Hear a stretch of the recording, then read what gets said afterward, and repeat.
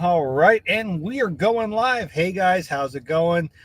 Josh here again with the Renegade Butcher Show. I think we're episode 27 or some shit like that. So appreciate y'all joining in. And hey, tonight we're going to have an interview show. We've got Kyle Peralt that joined us a few weeks, maybe a month back, and he's another butcher. So that's always great. Get that other input from somebody who's actually in the industry, in the groups. So been really fun. And yeah, other than that, nothing too crazy going on. Was going to run the show last night, realized I was about to air it right about dinner time on Valentine's Day. And that's not a winning recipe for if anybody wants to watch. So anyways, folks, I'm going to bring Kyle on and we'll get him introduced. We'll sit and chat for a while and see what happens. All right, guys, here we go. And hey, Kyle, how you doing? What's going on, Josh? Long time, first time. Right? No shit.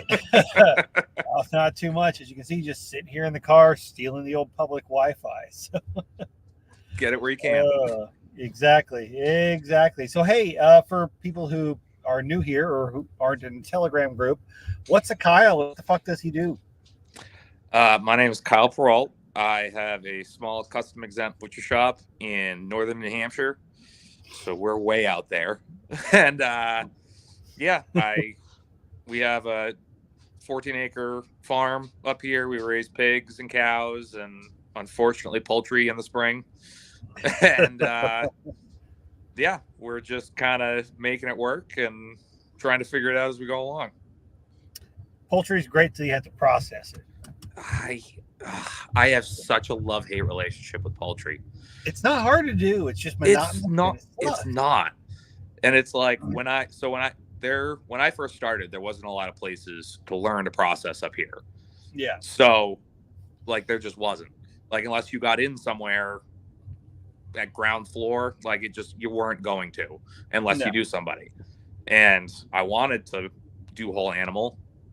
And the majority of what I did was I just started raising stuff like chickens, rabbits, turkeys, quail, just to be like, I can cut these up because I raised them. Like, right. So, and now I'm just doing pigs and cows and everything that's involved with that. And I'm like, I don't want to do birds again. Are you kidding me? Like, I know. Well, oh man, anytime I have to do like coals, like I've got a bunch of extra roosters and shit, like 5 birds in, I could have fucking put a whole damn steer in a cooler by now. It's just frustrating. It's crazy. That angle. Like I spent all day, I'm covered in blood. There's feathers everywhere. I have a huge mess. I'm miserable. It's awful. I know. So awful. You understand like the efficiency of why we really started like raising larger livestock. Just as absolutely. So. We got a turkey for Christmas. Like my buddy raised some birds.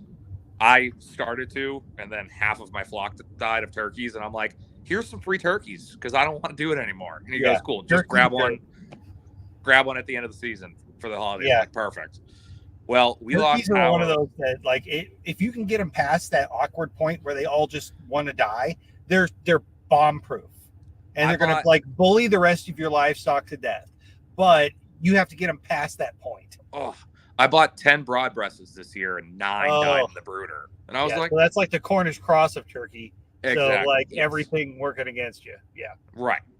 But I picked it up for my buddy and I was like, perfect. I'll get it processed for Christmas, like the day before. And it is what it is. And we didn't have power until probably 11 o'clock on Christmas Eve. And I was like, well, I already hate processing birds. I'm not going to process it with no power and any of that.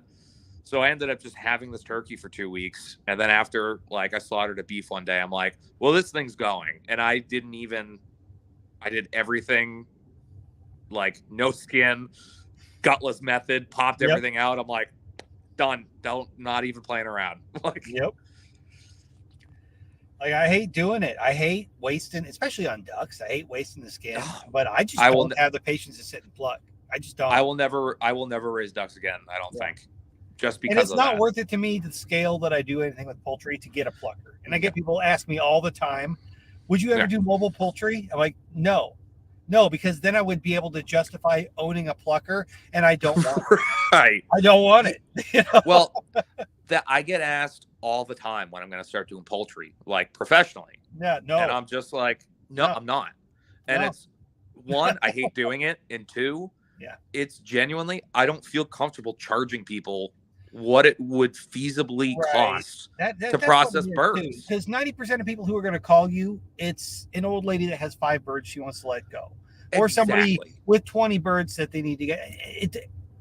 By the time I have to load up, deal with fuel, deal with my time, if I value Absolutely. myself at anything remotely above minimum wage, there's no way I Right. come out like not charging you at least $20 a bird. Easy. And it's crazy. Right. And It's like I feel like I'm robbing somebody if I do that. And it's like you need to learn how to do this yourself if you want to do small scale birds. And a lot of these people that I've dealt with are the people that are trying to start a homestead or trying to figure it out and do everything. And they're like, all right, well, we're going to pay you to process our birds. And I'm like, you're absolutely not going to pay me to process your birds. And two, if you're serious about this, you can look up in a second and a half, find 17 videos. Oh yeah, on how to process birds. Absolutely. You can do it in your kitchen. Like someone asked me the other day, what's the easiest poultry to process? And I said rabbits. Exactly. Exactly. Rabbits, I'll do rabbits all day. I don't care. Right. Super easy because you don't have to deal with plucking. There's no expectation of the skin being left on there. But so as far as larger livestock, though, when it comes to, say, between beef, pork, things like that, what's your favorite process? Probably beef. And it's honestly just because it's what I do most. Like, right. I probably, again, so my shop is just me. Like, we have our walk-in cooler is 14 and a half by 5.5.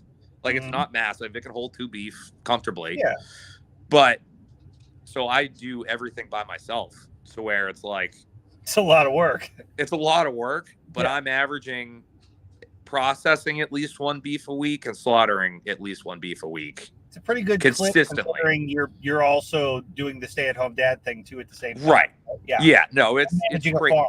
So and managing a farm. That's so where you're basically butchering part-time and still getting through over a beef a week, which is a good clip. Yeah. Yeah, and I do not suggest starting a small business on a farm with 2 kids under 4. It's not a great plan. And I'm losing my hair over it. So there's a lot of things that dealing with kids under 4 that you probably shouldn't invest your time in, because you're going to be very disappointed if you try to do that. Exactly. And it's one of those things. I have a buddy of mine, his first daughter was born the day after my second. Right. Like they just turned 1, like within a day of each other. Oh, and he has a nice little house in town, like in the town we grew up in, and him and his wife both have pretty good jobs. And then he just looks at me and goes, I don't understand how you do anything. He's like, I've farmed and I've been a dad, and the lineup isn't there. I don't understand how you do it. Right. And I looked at him and I was like, I want to put an analogy to this. I want you to imagine that you were sitting in a room on a chair with all 4 feet on the ground, but none of the AC or heat works. So in the winter, you're really cold, and in the summer, you're really hot. And it's kind of just uncomfortable and annoying. Yeah. Just being uncomfortable. Right. I am sitting on that chair on an ice floe surrounded by knives, on one leg of the chair. And it's like, well, I guess we're going to figure it out, because if we're not, bad things are going to happen. That's kind of just where life is. Yeah, exactly. Because I look at it and I can't imagine just between I wouldn't even call it farming, but dealing with homestead type stuff and garden and animals and running a business or 2 or 3. Right. It's overwhelming having that on top of the extra family. I mean, non-negotiable family. Right. You have to be here for this. You have to be inside for bedtime. And that's a lot. Yep. Well, so I have a question. Because I have been posed this multiple times, and I would like your opinion on it. All right. Where is the line from farm to farmstead to homestead? Because that's a tough one. Because I have people say to me like, "Oh, you're homesteading," and I'm like, I would never consider what we do homesteading. Right. I would consider what we do a farm, Mm. because we're doing it with production in mind. Right. Like, I think if you look at it that way, a farm is going to typically be, like you said, production in mind, with the aim of you're providing for a community or a market. Your main goal is, I am producing a product for profit. right. I think a homestead would be more, your first goal is, we're producing to fulfill our own needs in some capacity, whether it's 100% or not, but we're mainly producing for ourselves. And if there's some excess, great. Farmstead's probably somewhere in between, like maybe you've done really well with producing your own, but you still have some to market, but your main aim is still going to be to provide for home. Right. So I think that's more of a scale and less of like, I don't know if there's clear definitions there. I'm not right. sure. Because I have people say, "Oh, you're homesteading," and I'm like, because in my head, I also go, I could also do so much more. I don't think, like, if I was in this day and homesteading, age, I don't think it counts as a homestead if you don't have either a Pinterest or an Instagram. So that is true. I do have an Instagram, but I never post on it.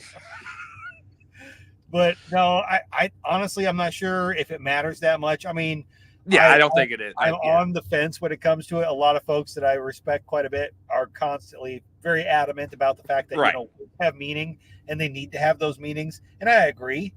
I do agree. At the time, we get so wrapped up with labels nowadays. Oh, it's ridiculous. So wrapped up with the identity of just the way how we label everything. I absolutely agree, but I'm still also the first person to go, I do not have a homestead. Thank you very much. I have a farm.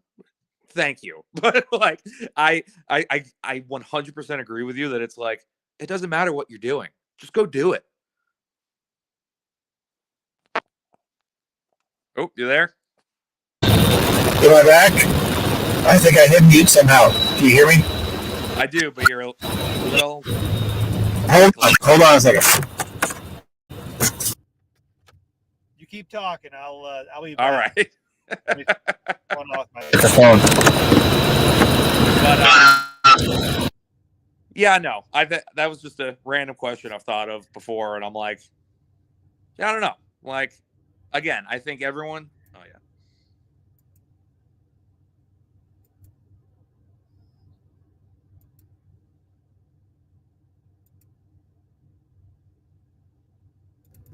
Can you hear me now? I can hear you now. Better. Okay, cool. Sorry about that, guys. I apparently unplugged my microphone somehow. Anyway. Well, that's fun. Yeah, isn't it? Where was I going with all that? I don't know. We were somewhere talking about farmsteads, homesteads. Yeah, something along those lines. But yeah, I think it doesn't matter as much what you want to call it. It's but what's your goal though? Right. If you're providing for yourself and your family. Now, I'm assuming you're saying you're a farm and you're producing and you're aiming to sell, but I mean you're still also consuming that. You're raising for your own. Absolutely. You're not. And it's the way I think about it as well is I'm raising other animals for people, so I can also it'll pay for my pigs. Like we somehow made a profit this year on pigs. I don't know how. Well, you're running it as a business. Exactly. I think that is the defining factor. Is it's like, are you doing this as a business or are you an IT developer that now has cash? Right. Well, a lot of that comes down to background too, because I mean I wouldn't necessarily suggest to the average person who has an interest in this, maybe grew up in a city, they really want to get out on some property, they want to start homesteading. I'm encouraging people to do that. Please do your research. Right. Reach out to people who know what's going on, but don't go into it with the idea that you're going to produce a shitload and have a profit going right into it. There's gonna be a learning curve. You're gonna fuck shit. Absolutely. Like that is the biggest thing, and it's like, and you have to be okay with that going in. Understand? Oh, absolutely. Now. You're gonna fuck shit up, and things are going to die because you made mistakes. Oh yeah, and you're gonna have to live with that. So just know that because it's part of it. And I think that's been. It's funny because I always say I'm learning all this backwards. Yeah. Because it's like, I know what to do with a cow when it's dead. I've known how to do that for a couple of years. Right. I just now, after having cows for like 4 years, go, Right. oh, no, I understand what we're doing here now. Like, I get cows. Like, I understand them now. Right. To where it's like I can raise them comfortably and it be functioning, as opposed to where it's like, what do we do? I have no idea. Does that mean it's sick or it's happy? I have no idea. Like, right. Like my whole time processing, like I can work with cows. I can move them through the chute. I can get them I can deal with the end. But I've never dealt with raising cattle. Now, towards the last few years, working directly with ranchers and being on site for a lot of the stuff, and over multiple years, I've picked up a lot on what practices go into the raising and how this is done. Now, I like to ask a lot of questions because I'm a curious. Oh, of course. So that helps a ton. Like, I was always the guy when people were dropping shit off at the kill floor, like out there talking to the guys, like, so how'd you guys raise this? What was your feed program like? Asking like that, just because I like to see the end results and compare it to what knowledge I have of like what was going on before here. And absolutely. I'm a nerd. Absolutely. I'm a nerd like that. But I think a lot of butchers are, or at least the best butchers are. You get the lazy fuckers who don't care; they just want to show up and cut meat. But the ones who actually are interested in this, and well, the fact that I'm running a podcast and you asked to be on a podcast says we're both fucking nerds. Right. We're both crazy people. But that's the thing. Like, we're on that quest for knowledge, and that's why people tune into shit like this, because they want to learn, which is great. I want to be able to spread that knowledge. It's just hard to be able to do that without being on, in person with someone. So it helps to have these discussions, because it opens people up. As well as I do. The worst thing is when you're talking to people, you don't realize all the things that that just goes completely over their head. But they don't, You get into these, you start having people ask questions, and they ask things that seem so fundamental to you. You go, what? Right. You're like, realize that's the dumbest question I've ever heard. It's like, right. So getting those outside perspectives makes a huge difference. I feel like I learn more teaching people than I do in any other way. Because you're slowing down and you're going. You have to analyze the things you take for granted. I say this to all my customers. You are welcome to stay. You are welcome to watch. You're welcome to help. Here's a knife. Like, just if you screw anything up, you did that. I didn't do it. Exactly. But I tell everyone, I'm like, you can absolutely help. And I mean no offense by any of this, but I'm going to talk to you like a third grader.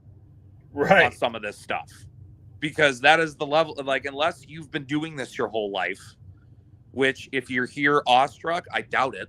No. Like, you don't understand the level of what's going on here, speed wise, technique wise. Yep. Like, just most people haven't seen it, like a skun out cow hanging from a tractor before. I had to learn the hard way that apparently when someone hires you to teach them how to break down their own pig, you actually have to instruct them how to not stab themselves. Yeah, it's like I was like I felt like that was that might be my biggest pet peeve. I'll go over to people's houses and watch them cook, and I'm like, have you never held a knife once in your life? How have you not lost a finger yet? Right. And then I forget that I've had a knife in my hand for at least 9 hours a day for a decade. And it's like, yeah. Like, I came from a retail background doing like produce and shit like that, but I didn't get into meat until I came to Texas. But still, like, the knife handling that you see some people do, Lord. And the guy who cut himself, he actually stabbed himself. He cut an artery in his abdomen. I thought he gutted himself. I was terrified for a minute there. He, like, for like a decade, has done professional barbecue. So use pointy knives. Yeah, right. Lord. That's good Lord, man. But he goes, this stuff happens to me all the time. I'm like, you could have gave me a warning, man. Right. How are you not dead then? So like every time I show up somewhere now, I'm like, look, first rule is don't point the knife at you. All right. also, don't look at my hands and arms. Yes, and also, I am not responsible for you stabbing you. Right. Yeah, but it's, again, I agree with you, and Brian over here. me talking shit about stabbing. Yes, okay, but I can stab myself. That's okay. That's okay.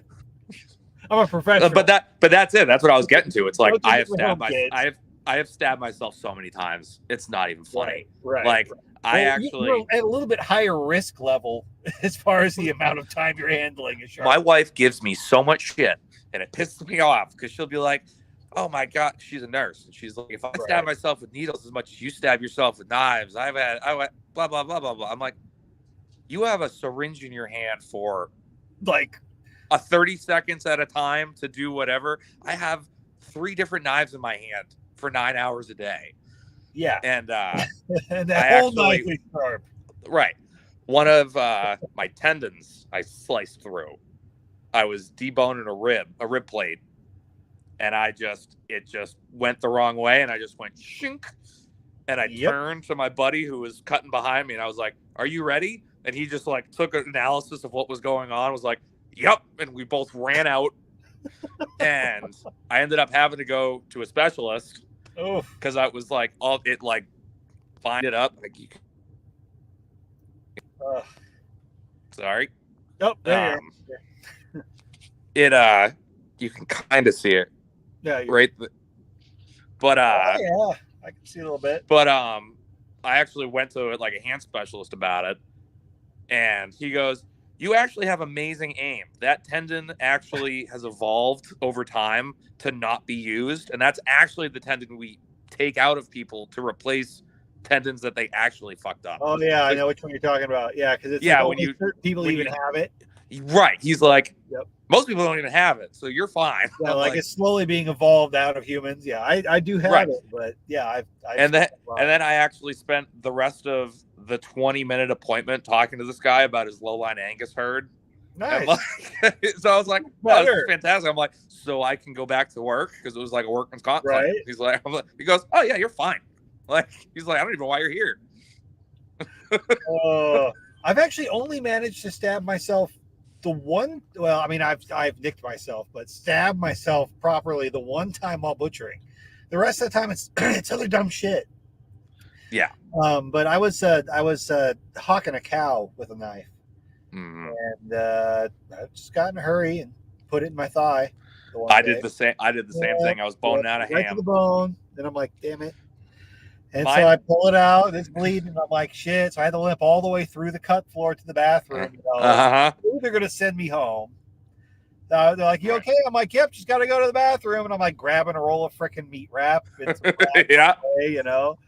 Clean it up with some rubbing alcohol in the bathroom, throw some rags on it, wrap it back up, go back to work. Because I'm like, I ain't going fucking home. They're going to fuck that on the kill floor all up if I leave it to them.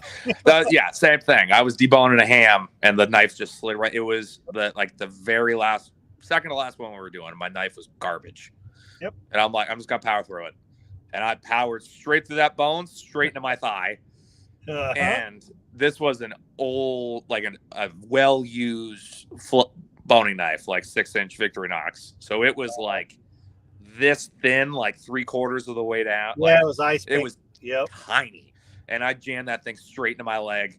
And I limped to the bathroom, and all of a sudden I hear my boss's wife knocking on the door. "Kyle, you all right? You going to pass out?" And at that point, I never thought of passing out as an option. So now all of a sudden I'm on the toilet with gauze on my thigh going, am I going to pass out? I don't even know. I don't know. How much blood have I lost? Right. Fuck. Put a bandage on it, wrapped it up, went back to work. They're like, "You need to go home or the hospital?" I'm like, "I'm not going to the hospital. My wife's an ICU nurse. She would kill me if I went to the..." Right. Well, I came home, and she took a saline syringe and shoved it straight into that hole and just goes, shrink. And I'm like, oh my God, woman. I had to go downstairs and get a boning knife and show her, because she's like, "Oh, you're such a baby. This thing's so small." Because the cut itself was only that big. And I'm like, right. Well, that's an inch into my leg. Right. Oh shit. No, the one that I actually had to go get stitches for. I was being a dumbass. I had literally stuck a sword in the inside of my knee, and I thought I had an arterial. I heard that one. I mean, I thought I had an arterial bleed. Thankfully, it wasn't. There was a 3-foot squirt of blood, and I was like, all right, I might need to be a little concerned. I don't think Super Blue's going to handle this one, boys. No. But I mean, in the end, it did, because they stitched me up, and I started bleeding by the time I got home. So I just super glued over the stitches. There you go.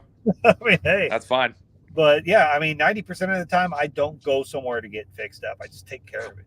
God, no. Yeah, it happens enough, you know. We have suture kits here. Yeah. So I'm like, I carry a tourniquet in my pocket. right. Worst case scenario, my wife's cousins used to be an OR nurse. We're gonna be fine. Right. I promise. Like 90% of it gets taken care of with an herbal salve. So I mean, shit. right. But oh yeah, there's Brian down here talking about cutting off half his thumb with a table saw. yikes. That was fun because his wife works in medical. She's not a nurse, but she works in medical, and toothbrushing that thing. Imagine that. Oh, no bueno. Yeah, no. No. Well, he came over. He's been coming over to help me a little bit at the shop occasionally. We had one pig to cut up, and he's like, "Yeah, Corey said I can't use the saw," and I was like, "You're not fucking using the bandsaw, Mister. Cut half your thumb off. I already know you got a rep." Oh, if my wife saw how I handle the bandsaw, she would be so mad. You ever pop a blade? You ever have a blade break on you yet? All the time. All the time. Oh, because you're using a biro. Oh, okay. I'm using a biro. Yeah. Oh, yeah. It makes all the sense in the world. Oh, absolutely.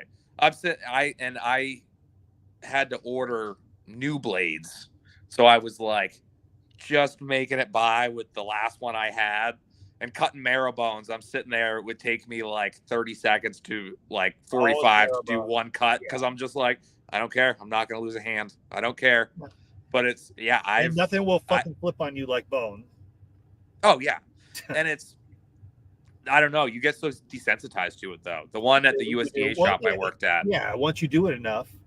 Right. The one at the USDA shop I worked at would come off constantly to the point now where it comes off rarely on mine here, but when it does, I don't flinch because that's when you're just slipping it is one thing, but having it, the biros, they throw them all the damn time. But when the blade breaks, oh, I've had them break. God it's terrifying.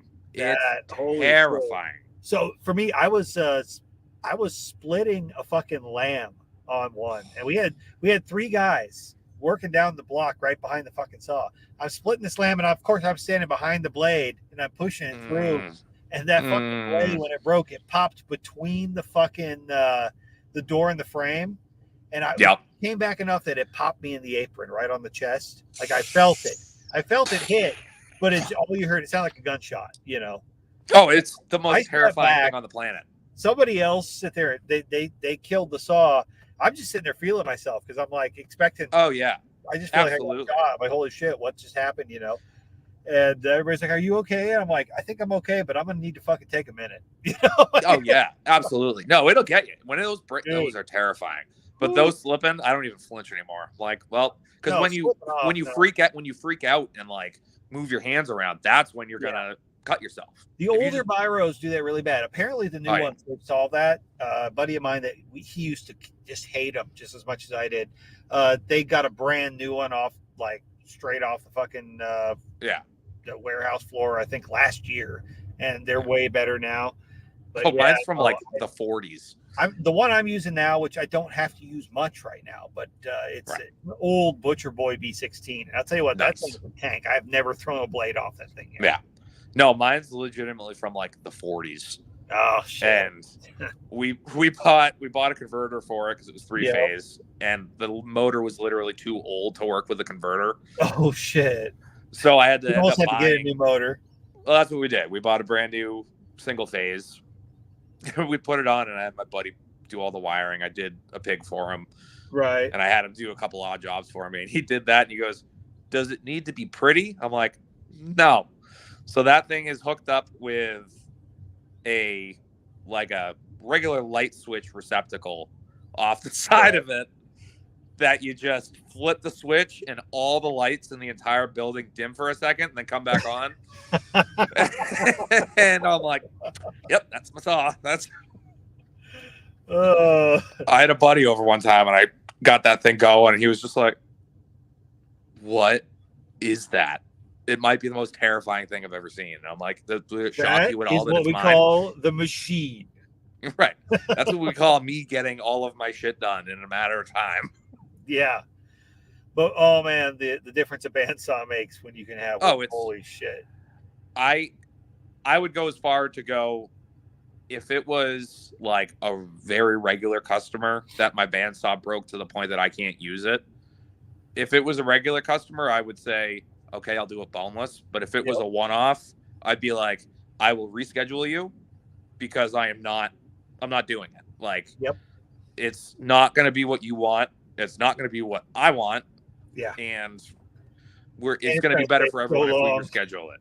If you need to go find someone else, go find someone else. But even when you have one that's all boneless, if you've got the bandsaw, your life is just easier. Oh, absolutely. Yeah.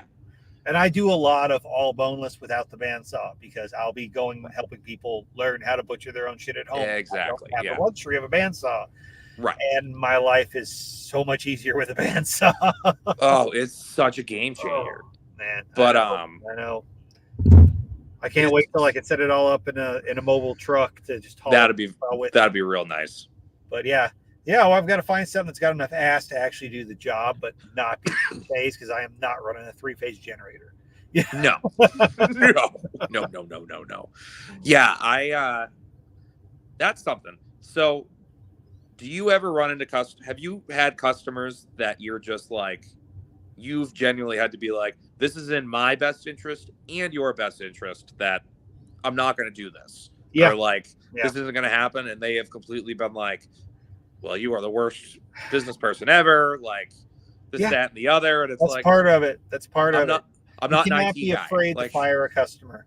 Especially when it's that kind of crazy Karen like that. I mean, or if they're in the minute that they start off like that and they start getting mad at you and saying you're the worst business person in the world and shit like that, that already tells you dodged a bullet. Oh, absolutely. That tells you everything you needed to know. Some people are not worth your time, and even if you did make money on them, you would be so frustrated that if you value your time, you're like, do I want to be miserable for $12 an hour? Right. People will bring you down to, they will always be the ones looking for a discount, trying to knock money off because of this or that, Hell, Brian here in the comments got a tater salad. He got a tater actually watching me fire a customer. So that was, I actually had to tell the guy, I was like, look, no, this is the last thing I'm going to do for you because you cannot communicate with me. In all of the interactions, everything we've had to do has been through third party. And I told you need to contact me. You show up last minute and ended up having to wait for me to get to the shop because you couldn't communicate directly with me. You had every opportunity to do so. And then you want to try to nick me on prices? Nah, we're done. Yeah, I had a pig customer this fall, and I knew from the very beginning this was going to be a problem because she was on the phone with me for an hour and a half before we even had an appointment. And then it just went on and on and on. She's like, well, I don't have a way to get it there. Granted, these people are 8 minutes away from my house. Yeah. I don't have a way to get it there. And I'm like, okay, well, do you have a tractor? No. Do you know anyone with a tractor? No. Okay. So you need to bring them to me. Well, we can't bring them to you. Well, what if I get a hoist? I'm like, I'm not hurting myself on a hoist. Like, I still need to continue to work for other people as well. Right. What if my husband does it? I'm like, we're not doing this. Can you put a rope around its neck and walk it? Because that's what you're down to. Right. Well, they ended up renting a U-Haul trailer, and tossing them in it and bringing them, and it was what it was. Well, these pigs were 7-month-old Yorkshires, and you know what a 7-month-old Yorkshire is supposed to look like. Yeah. Good-sized pig if you're feeding it right. But they were pretty scrawny, huh? They were organically fed from food that they bought and had shipped out from California, and they only got organic vegetables and all of this. And her first question on the cut sheet was, how much bacon am I going to get? Oh, God. And I'm like, ma'am, these pigs' hang weight are going to be 100 pounds. You will not get bacon off of these. And she was so up. And, well, what do you do to feed your pigs? Because my kill box for pigs is right next to my pig pen. Right. Because I built in a kill box with a gate to the main pasture. So when it comes time to processing, all I have to do is open this little gate. I have a push system in there. with a gate and a stall mat, so I don't have to worry about chasing pigs around. But and I'm like, yeah, I put corn and soy along with a finisher like feed for my pig. Well, you're gonna end up with crap animals, and I'm like, you can load these things up right now. I don't care. Like you can take your pink hair and leave, right? Because you need me a lot more than I need you. Like I can call two people right now and have this spot filled. Like, I get it. They're well-meaning. They want to do the right thing. They just don't understand necessarily what goes into it. And you got to feed that animal. If you can look at that animal and see it's not, you shouldn't see ribs on a pig. You should absolutely not see ribs on a pig. And if you can see ribs on a damn pig, don't be asking me how much bacon, because there ain't none. There's none whatsoever. Yeah, and it's tough. And by the end, I was like, I told him straight, I'm no longer working with you. Please find someone else. Yep. I'm not going. But it actually worked out, because one of the people she sold the other pig to has now, I've helped broker lambs for her, and she just bought half a cow from me. So it all works out in the end. But it's like, there are some of those people that it's like, I've even had customers that have harassed me to the point where, because I've been swamped, I've been busy during a deer season or whatnot, and they just will not take no for an answer. It's that call you every other day. I have this. I need you to do it now. And I'm like, no, I cannot right now. I told you no. I am booked. I am busy. Deer season's the worst for me. After I get to a certain point, it's like, I will not tell you no more than fucking 3 times before you're blocked infinity. You're done. Right. I hate to have to do that to somebody because I know they need it, but I'm one man. Right. So and if you can't respect my time, then I can't respect your. Yeah, I mean, I don't want to work with you at this point. That's the part of it. Yeah. It sucks. People in general just suck in business. Oh, absolutely. Absolutely.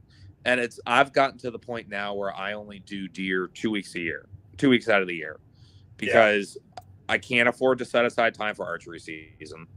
I just can't.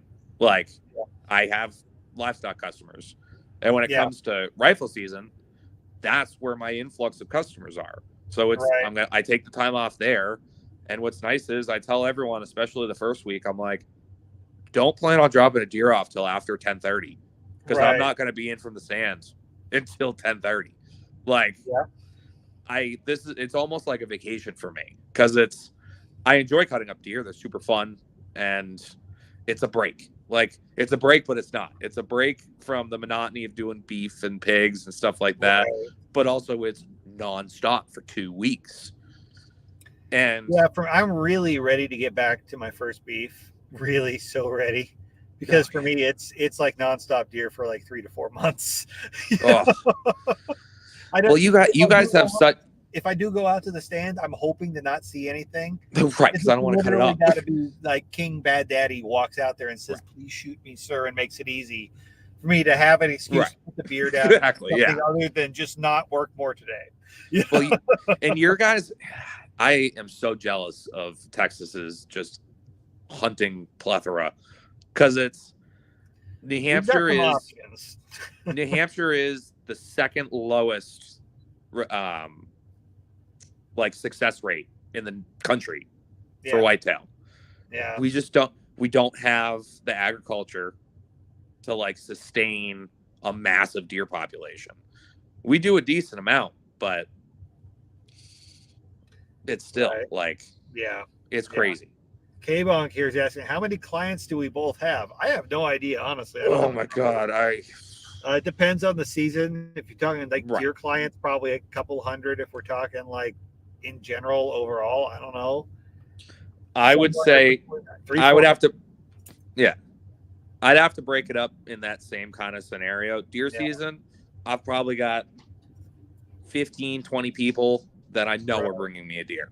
Like, I know for a fact they will bring me a deer. Right. And if not, I'll usually call them and give them a hard time.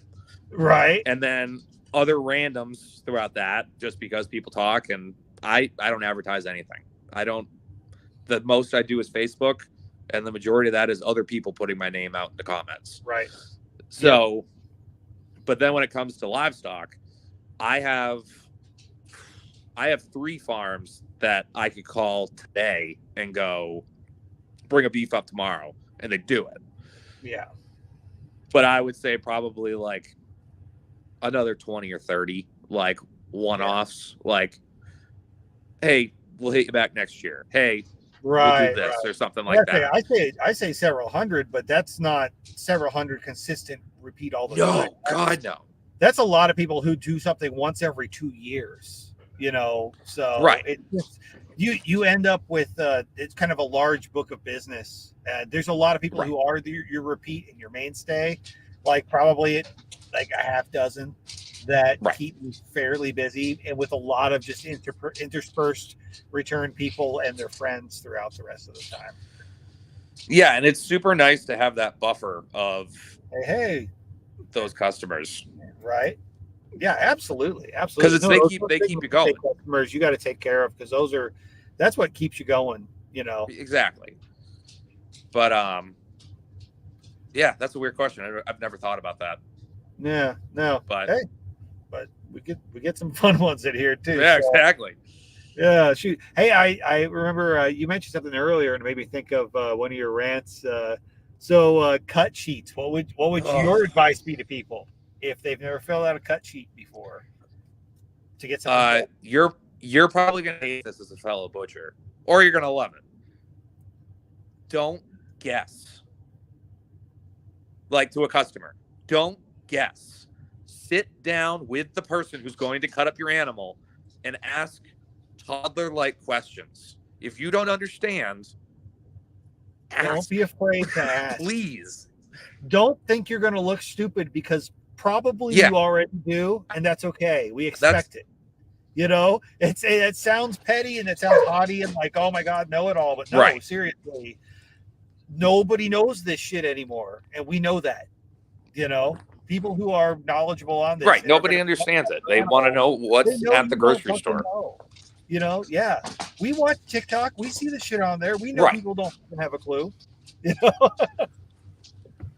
No, exactly. It's like, that is my biggest thing. And I don't know how you have your cut sheet set up. I have them fairly user friendly, but also it's for me. I try to have like, it's for me to know what I'm doing. But 90% of the time, I prefer to actually fill it out myself while I talk to the customer. That I do. Fill it out. That is what I do 90%. Yeah. Now, if I have a customer that I have used a lot, some of those customers we were talking about, those repeat people that they're working with you all the time, I educate them and have them understand it and know, and I can give them a cut sheet and they can fill it out. Absolutely. My regulars know everything we do. They've been trained. It's like exactly your customer is almost like your employee when it comes to that. You've got your own individual cut sheet. It's a form. People don't know how to fill out a form right if you don't teach them how to. And what's even crazier is this form's multiple choice, and people still don't know how to figure it out. Oh yeah. Thanks, Brian. 0 out of 5 rainbow flags. Well, I'm sorry, we're not gay enough for you. I was best man in my dad's gay wedding, if that counts. Oh, even better. Yeah, right?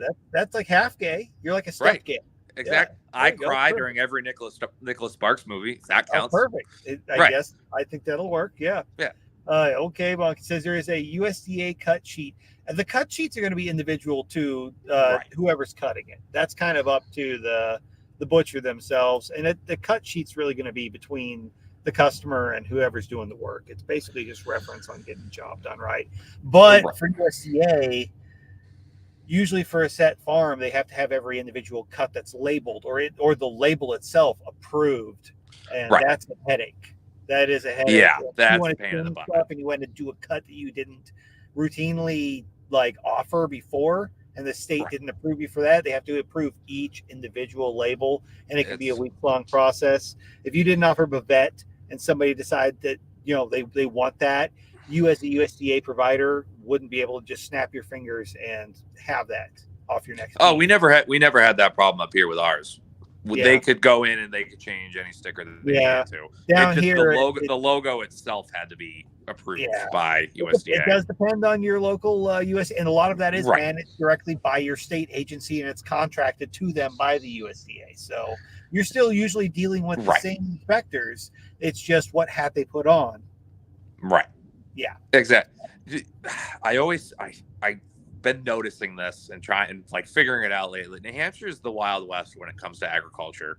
I feel like because we don't have enough for it to be big news and like try to get figured out, but we have just enough that it's chaos for everyone who's trying to do it. Oh yeah, yeah. Like makes sense. It's none of it makes sense. None of the regulations make sense. There's not enough butcher shops. Like we live on, like, if you look at a map of New Hampshire, we are like right next to Maine. I can see Maine from like my window. Maine, and like, don't take me on. I am 99% positive this is the new law in Maine. That essentially any single person can raise an animal. Any single person can cut up that animal and then sell cuts. So usually that is just USDA. In order to sell cuts out of you're selling the individual cut itself, not the animal before it's dead. Exactly. You would have to go USDA. Yeah. Well, they've changed all their cottage industry laws to now you can make any amount of money when it comes to farming, which is insane that there's like price caps on some of that stuff. That is insane. And they've allowed it to where anyone can just cut up their own animal and sell it. Now, I fully agree with that because people need to take responsibility for their own food at the same time. Right. I fully agree with it because I could make an absolute killing and change my entire business and my entire life with that one regulation change. For sure. But I do also understand the argument of, well, if they do that, we don't know what kind of cleanliness or what kind of this, that, the other, and the customer. And my response to that is the customer needs to walk into a situation and go, am I going to eat that? Right. No, I'm not going to eat that. We should allow people to be able to do their own due diligence. Now, while I think it's not a bad thing necessarily to have like agencies that can provide some oversight or whatnot on a voluntary basis, that's great. Somebody can actually sign up and say, look, I want to be part of this said association where I volunteer myself to be inspected because I want to be on the up and up and you guys can trust these people. That's great for people who don't want to come in and check their own shit out. But, you know, how many people are totally okay with buying tamales from the guy at Walmart because they know the guy? You know? Exactly. So it's this shit happens no matter how much we try to regulate it. People are going to buy and do what they're going to do. And the harder it gets in the market and the more lack we have of processing, the more of this shit you're going to see popping up. So laxing some of those regulations, actually making it easier for the people who are skilled in the industry and do know how to do it right, is not a bad thing. And I've had that discussion with local inspectors too. They're, you know, I was like, you really can't tell me that me going to people's houses and teaching them how to do this the right way is in any way any more of a threat to public health than them just figuring out how to do it themselves because they have to. Right. Exactly. So yeah, it's all crazy. And there are going to absolutely be people that take advantage of that. But there are people that take advantage of that with everything. People are so uneducated nowadays, though, on actually how to handle that. Nobody knows how to cook anymore, more or less, or how to handle basic food sanitation. No. Unless you worked in food service. Most people don't have You don't know. Like, people aren't taught that anymore. Like, people don't know how to make macaroni and cheese anymore. It's crazy. Exactly. So, you know, what do you expect? People, of course, they are completely disconnected from their food. Try to explain a flank steak to somebody. Oh my God. I got no idea. No. Trying to explain why you can't turn the whole pig into bacon. Oh, you know, son of a bitch. Brian here did mention, he goes, they're traveling around there. If you guys have a spot up there for a travel trailer or whatnot, or they'll pop up and hang out a little bit. Are they up now? Oh, they're down here in Texas near me right now. Oh yeah, but no, I've got a small. He's got family up in New York, so I think they may be heading up that way at some point. Yeah, reach out, come on by. We got a nice little campsite set up behind one of the pastures. There you go. Oh, he's taking off. He's actually got to go get on another show here in a bit. So that's right. We're firing up here at I think 7:30. So, Yeah. but yeah, no, y'all. So what do you guys are raising stuff out there and selling and processing, or you just are processing? You're So processing stuff that people bring you as well, though, too. So you're kind of doing both. You're doing I'm double dipping. Gotcha. Yeah. So the majority of my business is just customer based. Like I have farmers that raise their own animals and they bring them to me because I have the whole setup here to do everything. And it's just easier. Like it's easier for me. I have everything here. Like I don't need to worry about their pen being 700 feet away from their house with no water or electricity to do anything. Like it's, so yeah, that's the majority of my business. We have a small corral set up here that we just do everything in. And this time of year with all the snow, I usually just drop them in the trailer. It's just 1,000 times easier. They can drive right over to the shop, pull it out with the tractor, good to go. But then, so we have, right now we only have 2 head of cows. And that's basically kind of just what's left over from my first herd. We're kind of starting off fresh. We're only keeping one of the calves that we have because we just bought them in end of summer. But everything else was my first herd, and it was my beginning, and you can tell. Like, but you learn a lot by doing that, you know. Oh, you learn so much, and it's about the cows themselves, about my property, about feed, all that.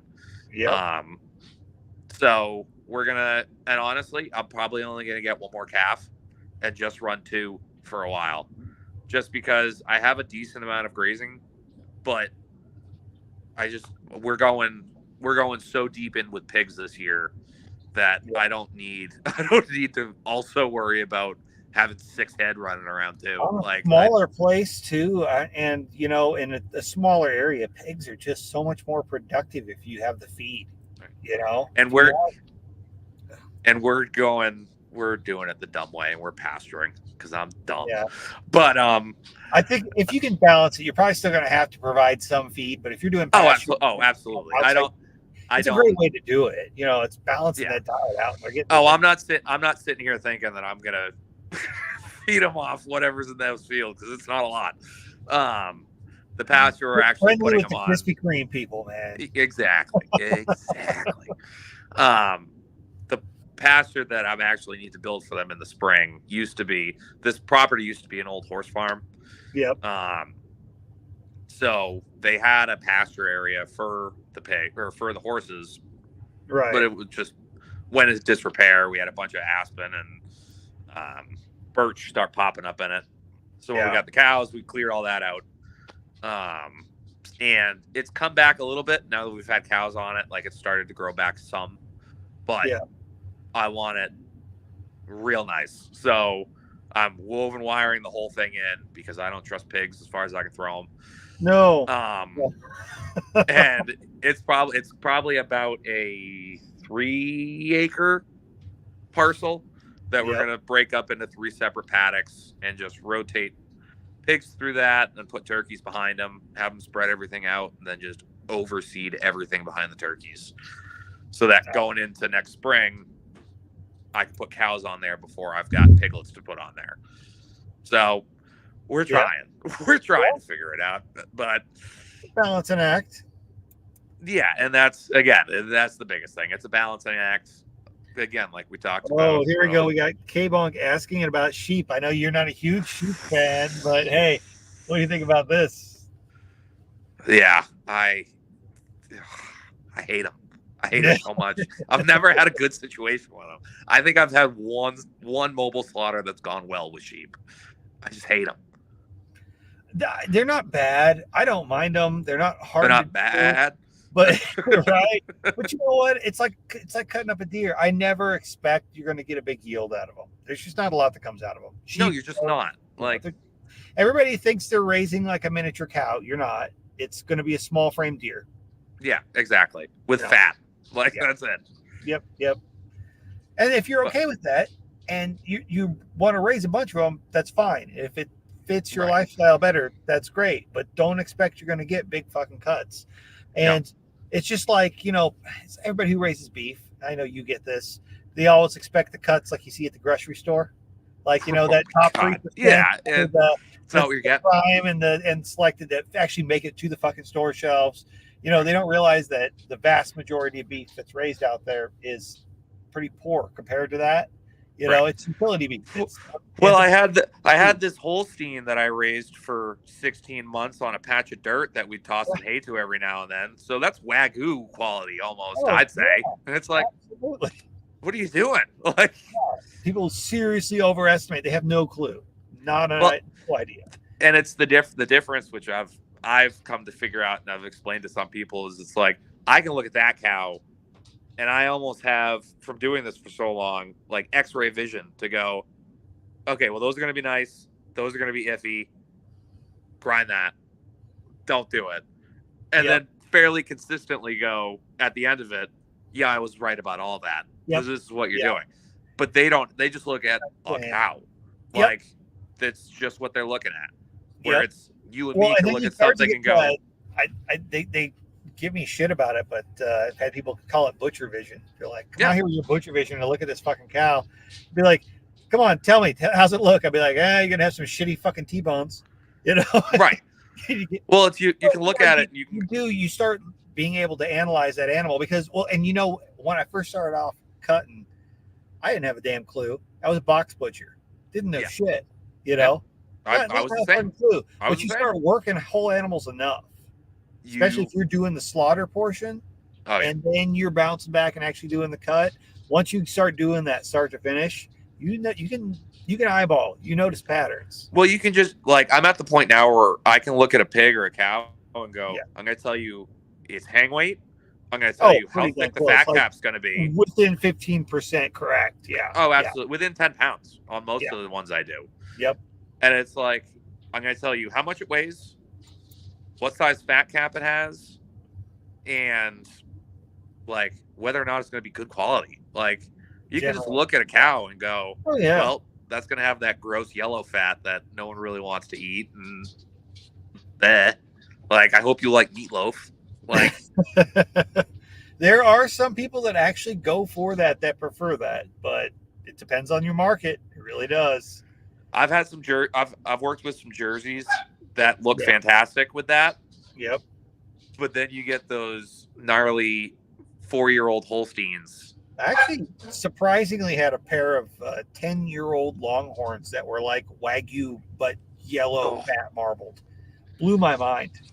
Well, with the age, that's with the keratin and all that. Well, so that doesn't surprise me. Well, on a Longhorn, it takes them about that long to actually start. Well, exactly. Too. Longhorns are rough. Man, they're super hardy, but man, they will not marble until they're over 5. Well, and we have a farm up here that we would do Longhorns for at the USDA facility. I would do all their Euro mounts. Because when I started the shop, I was doing a lot of Euro mounts. Right. And I would do all their Euros for them. And I also processed them because I was in the cut room at the shop. Right. And it was almost like a worse elk, is what I would describe. And that's what the customer described. People always ask me, what do you think Longhorns are the best cut out of them? I said, they make great ground beef. Absolutely. I mean, you don't even have to throw anything away. There's no trim. They're like the perfect fucking fat to lean ratio if you grind the whole fucking cow. Right. I mean, what's the best thing out of them? Summer sausage. Exactly. Something that masks the flavor of the beef. Right, itself. Right. I'll tell you, their tenderloin's going to be just like any other tenderloin. So there you go. When we would cut tips for that customer, we would cut them almost stew size. Yeah. It would be like kebabs almost because he's like, I can't cook a full tip because it just turns the shoe leather. It's right. Why the hell? And this guy, he raised Longhorns in New Hampshire that would sell for insane money back in Texas. He was shipping Longhorns back and forth to Texas constantly. I think at one point, one of them was number 3 in the country Damn. quality, like a stud, like for a stud. And it's like in Barnstead, New Hampshire. Right? Like, I didn't too know bad there, all your, I didn't even know there was a Longhorn market in New Hampshire. there's not. But it's like too bad they like just shiver all the weight off when it comes to the winter. Like they're Right. just No kidding. they're not built for that. No. they're not. They're a And hot weather climatized breed. They do well on our crappy grasses. And I could always tell the ones that started in Texas, because he would start some in Texas and he'd breed some here. yeah. And the ones that started in Texas had real thick horn bases, like they looked really nice. The ones that were born here had very thin horn bases, Interesting. and they were consistent all the way. Like the Texas ones would be gnarly. Like right. they'd start out this big and like then form out into a horn. Uh-huh. But some of them would literally just be like this big, the entire horn. Like the horns would be weird. huge, and I like absolutely consider some of that, to the fact that it's like, if you're raising climate difference, it's weird that that would cause that. But yeah. Well, it's like you take something like a Hereford, which in this climate is fantastic. Like Herefords are great. I love them. And they do well here. They do well in the climate. They have a good coat on them. Like they just do well. Yeah. I don't give a shit. You're still feeding that thing 6 months of the year to keep weight on it. Yeah, like, you have to. You have to. So then you take an animal that is like warm weather tolerant, and it's like, it's not going to work. That much harder. You know, you're going to have to feed it that much more. It's going to need that many more calories just to keep warm. And it's a niche market. That's what it is. That's the main reason. But I mean, despite the fact that they do just as well up there. I mean, honestly, our biggest market down here is Angus. Oh, of course. That's the bulk of it down here. Yeah. We have a lot of low line Angus. Yeah. There's a decent amount of Brahmin. I hate it, but there's a lot of we don't have any. We have none. Oh, you're lucky. I can't stand every time I get a call on a Brahmin, I'm like, fuck, this could be the day I die. You know what we have? Yaks. I've heard that yaks are actually kind of cool to work with, though. They're on my bucket list for sure. I haven't had to go on a yak call yet. Yeah. But I got asked to do something with some water buffalo, but they never called me back. That's a bucket list. I was kind of excited. I was excited. We've got a farm up here in Maine. Yeah. There's water buffalo for dairy. I was a little scared because I was like, "Are you talking like Asian water buffalo or African?" Because there's a difference. I may need to invest in a bigger gun if we're talking African. Right. Yeah. No, it's I'm not being sure the 12 gauge with the deer slugs is going to do that job. You know? Yeah. That's that's interesting. Because I need an excuse to buy a 4570. You know. Right. Naturally. Right. And write it off in your taxes. Well, yeah. Even better. It's business expense. That's how I buy all my guns. Right? It's a business better. Oh yeah. Oh shit. Yeah, I don't know. Now, so you're gonna quit doing deer, sheep, and goats? You said. What's your logic behind that? Just not profitable for you? Or it's not profitable for me. I'm too busy, and it's like it's not profitable because you're charged by the pound. That's what it is. I know, and that's why I don't do it by the pound right now. Because since I'm not having people bring it to me, I'm taking with a scale. Right. It's like if I'm doing 5 or 6. There is one customer I will continue to do sheep and lamb for because I've been doing them for forever. Yeah. I will continue to do them. Awesome. Yeah. I'm not doing, hey, I got your number from Joe Schmo. Can you do my goat? I'm like, no. Yep. I absolutely will not. Yeah. Like, because it's not, and you're right. With lambs and goats and stuff like that, I should be charging a flat rate or something. But it's not worth it. I know. And it's when it comes it does not matter if that goat weighed 500 pounds or 50 pounds. Yep. I have to dirty the same amount of things to process. It's the same reason that I tell people when I'm helping them out with beef or whatnot, and they ask, what do I charge per pound? I'm like, I don't charge per pound. I'll eyeball it. I'll get an idea from you Right. about what I'm dealing with, and I'll give you a flat price. But I was like, look, if I'm dealing with a 500-pound calf or I'm dealing with a 2,000-pound bull, honestly, it's about the same amount of work in the end. Right. You know, I've got to do all the same things. I may sweat a little bit more with one or the other, but right. No, I've gotten to the like level and like speed and stuff like that.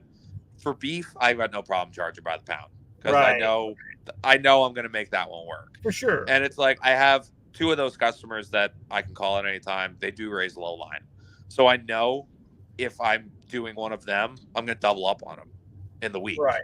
Because I'm going to be able to get them done a little bit quicker. Yep. So it's like I'll make the money back. Like I'll figure that out.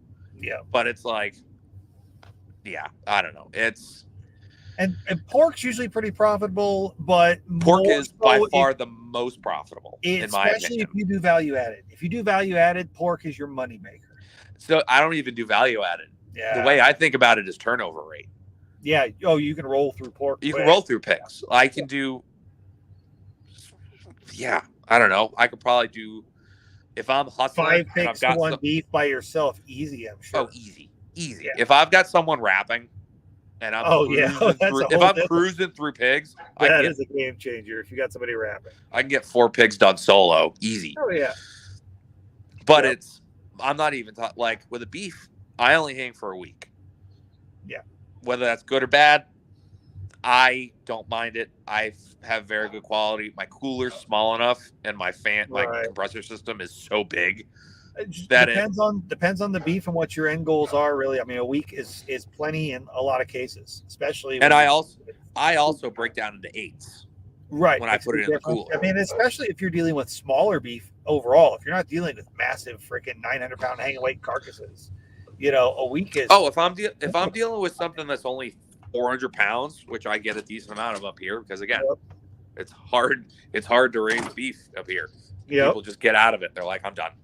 But I'll only quarter it because I don't want it to dry out too fast. And even at that point, I'll cut it after 5 because I'm like, it's just gonna get worse. Like it's gonna dry at that point. If it's got no fat cap, you almost have to. That's what down here. A lot of times, even with a walk-in cooler, people will have really lean longhorns. I'm like, look, 7 days, 10 at the very max. Absolutely, it's all we're going. But pigs, you can take a 300-pound pig, hang weight, and put it in the cooler and cut it the next day. Yeah, absolutely. You can do pigs next day. I like to get them 24, but at the same time, pigs, if you've got a good solid cooler, you can, because sometimes it helps you to be able to, you can go 3-4 days and be fine. Right. If they're big, I'll let them hang a full day. But if they're 180-pound carcass weight, I'll plow through them the next morning. Oh yeah, not even a question. Oh, for sure. But it's like the fall, probably September, October are my big pig months because that's when everyone's slaughtering their pigs. If I get big old, especially like old breeder sows and stuff that are like 400, 500-pound carcass weight, those I'll let them go 4 days a week or something like that because that's going to be tough meat no matter what you do. Right. I actually was surprised. I had a tough boar. It was a 700-pound freaking Hereford. He was over 7 years old. But even his bacon was chewy. Ugh. I was like, wow, that's impressive. It's actually getting tough on a pig. Boar is a sausage. I don't play around with that. He did not have any off flavor to him. None at all. See, I don't have whatever that is either. It's genetic. Yeah. It runs along the male line. I don't have it in your breeding boars, you're good. Right. But it's like I've also heard it's genetic for people too. Like genetically some people smell it and taste it, other people don't. Right. I honestly can't say that I can detect it because I've never run into it, but I've also never had anybody complain. I can't either.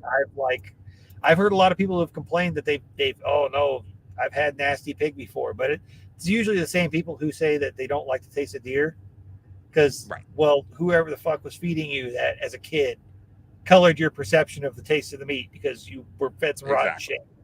Yeah. Right. That happens a lot, especially down here. I'm finding a lot of people have had bad game meat because Oh, they absolutely. just don't know how to fucking handle it. Right.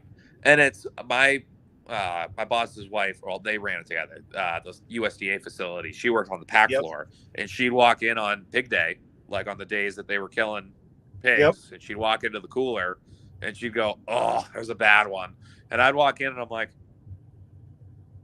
"Smells like pig." I don't know what you're talking about. She's like, "I can't even go in the cooler today." It's like, all right, it's fine. I don't know. But Just immune to it. Yeah, that's what they say. Some people just can't detect it. So I've had people ask too. They're like, "Can you smell it?" I'm like, I wouldn't know. I wouldn't right, know. I've never had an issue, but I've had people who said they have smelled it before. Well, the folks that are where I do the wild game processing, they've got a pretty good sized ranch. They raise a bunch of Angus, but they trap pigs every fall out there. right. And I would love to get in on that. I usually do a couple dozen, and Yeah. everybody's always worried, like, you're going to get one that's going to be kind of rank. And people who swear that they've had some rank pigs before, we'll bring them back. I'll start skinning them. I'll cut a little piece of fat, put it on the end of the knife, light it with a big lighter. I'm like, if you can't smell it now, You're not going to. You're right, because that's the test for it. Right. And nobody's ever been able to detect it, but they're out there eating on good cattle feed and deer corn. So I mean, they're the best quality pig you could probably get. Oh man, I have cut some up that I would put on a store shelf and you wouldn't know, except they're a little bit darker red. I'm breeding that into my pigs. Yeah, right now. Yeah, because you're getting that Ossabaw in there. Yeah. Yeah. So I actually brought him back today. Yeah. We had an Ossabaw boar in with our Herefords. Mm. He's a good boy. The Ossabaws are just so small. Yeah. They're so small. And I'm hoping the Herefords level it out to where it's like we get an easy 200-pound carcass weight, close to 180. I'll be fine with. But you want a good quality carcass though too, not just exactly. I don't want it. I would rather take a well-filled out, smaller carcass pig than some big, lanky, scrawny monster. Exactly. But the new boar I just bought, he's it. He's going to be fantastic. He's 50-50 Ossabaw manga. So he's probably got 150 pounds on the boar that I just brought home today. Nice. And he's got shoulders for days. So nice. Very good. Yeah. So we'll see. We'll see how this. I'm interested to see how the Ossabaws come out. And then we're also going to do. I need to rebuild some of my pig enclosures. I'm down to one older barrow that I just kept around because I feel guilty not keeping a pig. Right. But I need to not have pigs in the spot he's in, and I need to move it and rebuild shit. But I was breeding American guinea hogs and potbellies for a while just because it was just easier. Yeah. I didn't need big pigs, No. I only need so much pork at a time, and that was actually really cool. I had quite a few people that wanted them for sausage, so that was a nice little fold over with my other work too. So who knows? But I always feel bad if I don't have pigs around. I feel like all the leftovers go to waste. Exactly. No, it's so nice. It's so nice to have that. Never feel guilty again about making too much food. No, it's so nice. I turn it into bacon. And it's whatever. It just goes in there. Oh, yeah, it just disappears. Exactly. People ask me, can the pigs eat that? If you can eat it, they can eat that, and they can eat more than you can. Just don't worry about it. Just watch. Yeah, because I had my biggest barrow this season. I'm trying to think. Yeah, it was my Hereford. It actually went into my freezer. I went, that one's mine. I'm taking that one right there. Yeah. I don't care. Fight me. And he was 274 hang weight. Dang. He's the one. If you guys follow the Telegram group, he's the one I sent the picture of the cross side of. Yep. And he was absolutely fantastic. But his rib roasts, because I did his rib roast hole, they were the size of a beef rib roast. It's like, I don't need that. Yeah, right. I might be having to get out of here. It looks like the cops are here. Oh, fun. Oh yeah, I forgot. This is actually that park where We're supposed to be out of here by dark. Boy, it's all already dark. Let me talk to this guy. That's fine. Hi there, good evening. Hello. Hey, I'm Officer Smith, University Police. The reason I'm making contact with you is the museum's actually closed at nighttime. Shoot. Okay. I'll get out of here real quick. I For know sure. it's already after dark. I was just doing a podcast for the guy. For sure. I'll get out of your hair real quick. You just There have you a ID I can log real quick? Yeah, let me I get appreciate you real it. quick. No problem. Y'all having a good night? For sure. Yeah. And then, don't feel free to rush out of here. You've No, already been made aware. So. Oh yeah, you're fine. I'll be wrapping it up here quick anyway. I usually try to get out of here before dark. Lighting's not so good otherwise. Thank you. Yeah, I see the ring. All right. Yep. Anyone text deal? 39240175. Last name Welsh. Just log that for me. Alrighty, Mr. Welsh, just Thank that you back for very you. much. Like I said, just head out when you're ready. Will do. Thank you guys. Oh, they just told me to leave when I'm ready, so fuck, I can stay here all night. But anyways. Well, we are getting on to about an hour and a half here, so it'll be about time to wrap it up. But well, the cops have logged that I'm here, so I suppose I shouldn't do any Perfect. needs in this public park tonight. Exactly. Now they know. Now they know. You're gonna get a knock on your door tomorrow. There's been a couple of times they've stopped by because they pretty much probably assume it's college kids out here up to something. So it is what it is. And I got to know, what are you driving? A white Ford Fiesta hatchback. Brian likes to call it the Easter egg. It's the fuel saver. Oh, yeah, but it's they're the most going inconspicuous looking thing ever, too. You know, it's not like I'm out here driving in a Camaro. right. But I know as a cop, just to pull up on a Ford Fiesta with a random ring light in it, you're probably thinking there's a porn happening in there. Yeah, this is an OnlyFans situation. I'm sorry to disappoint you guys. This is my only butchers. Right. This is just guys talking about meat. We're just talking about our meat, guys. Would you like to join in? Right. Oh, Lordy. But all right. Well, we should wrap this up. I should get the audio side uploaded to all that fun stuff there. But is there anything you want to promote or push, or you got anywhere on social people can find you? And other than the Telegram group, if people aren't joined in over there, they should be. Yeah, all of my stuff is just on Facebook. So I think I do have that in the show notes. Yeah, the butcher shop, I think he has that in the show notes. And then our farm itself, the quick link to that is at the ranch BP. Okay. So that's just kind of what's going on here. I try to keep up to date with both of them and post things, but there's only so much time of the day. And then there's also the part of me that's like, oh, this is gay. I don't need to post this stuff. So it's like I catch myself in between it of like, I need to promote my business. And like, no one wants to know what's happening here. Right. So, but yeah, that's all my stuff. So, and yeah. Awesome. Well, yeah, but like I said, hey, if you want to catch up with Kyle and hang out or whatnot, be sure to join in the Telegram group, that Liberty Meat chat.